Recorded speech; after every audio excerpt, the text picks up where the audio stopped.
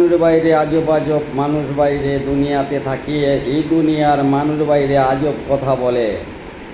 মহান আল্লাহর হাবিব হযরত মুহাম্মদ সাল্লাল্লাহু আলাইহি ওয়াসাল্লাম বলেন, যে মানুষকে ভালোবাসে তার জীবনকে উৎসর্গ করে দিবেন, আমি আল্লাহ পাক রব্বুল আলামিন তাকে জান্নাতুল ফেরদৌস দান করবেন।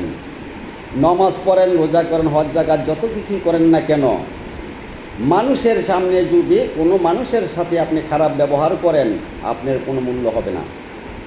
আল্লাহর হাবিব হযরত মুহাম্মদ সাল্লাল্লাহু আলাইহি ওয়াসাল্লাম বলেন, মানুষকে ভালোবেসে নিজের দেহটাকে উৎসর্গ করে দাও মানুষকে বাঁচানোর জন্য, মানুষের জন্য ভালো কাজ করার জন্য। আমি আল্লাহ পাক রব্বুল আলামিন ওয়াদা দিছি, বান্দা তোকে জান্নাতুল ফেরদৌস দান করব। হাজার কোটি টাকার মালিক আছেন প্রিয় ভাই বন্ধুরা, গরিব দুঃখী আপনাদের পাশের ঘরে আছে, তারা অনাহার, তাদেরকে খাদ্য দেন, অসুস্থ বস্ত্র দেন আর সুস্থতা প্রদান করেন। আমি বলি নেই, আল্লাহর হাবিব হযরত মুহাম্মদ সাল্লাল্লাহু আলাইহি ওয়াসাল্লাম কোরআন শরীফে নিজে বর্ণনা করছেন। অনেক আলেম ওলামা এবং গুরুজনরা তারা সত্য কথা বলে না, কি জানেন? গোপন ধর্ম গোপন করেন। কিছু বলবা? তুমি খাও, তুমি দেখো, তোমার দেখলেই গো। সত্যের মাঝে জীবন সুন্দর হয়, হৃদয় আলোকিত হয়।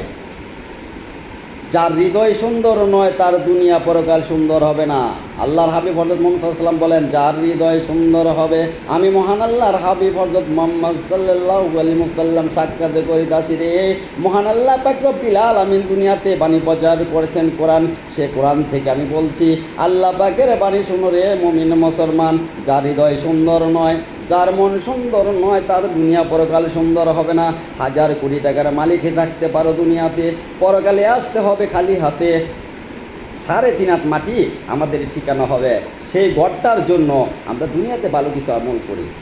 আমি কন্টেন্ট থিয়েটার হিসাবে বলছি না, আমি ফেসবুক কন্টেন্ট থিয়েটার হিসেবে বলছি না, শুধু আমাদের ফেসবুক কোম্পানিও বলছেন, আল্লাহর হাবিব হযরত মুহাম্মদ সাল্লাল্লাহু আলাইহি ওয়াসাল্লাম বলেন, মানুষকে ভালোবাসো।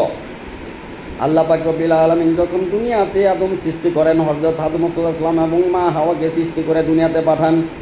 আল্লাহ পাক কিন্তু দুনিয়া বানানোর আগেই আদম সৃষ্টি করছেন, আল্লাহর আরশে রাখছেন। আল্লাহর হাবিব তাই বর্ণনা করছেন, কোরআনে একটা কথাও ভুল পাবেন না।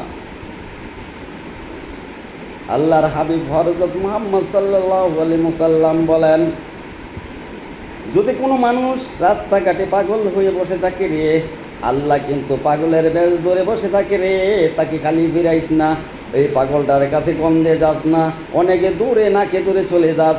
আল্লাহ পাক বলেন, আমি বান্দারে তোদের দেহটাকে বানাইছি সবার থেকে নিকৃষ্ট জিনিস দিয়ে, আবার তোদেরকে ভালোবেসি বেশি। সব জিনিসই যত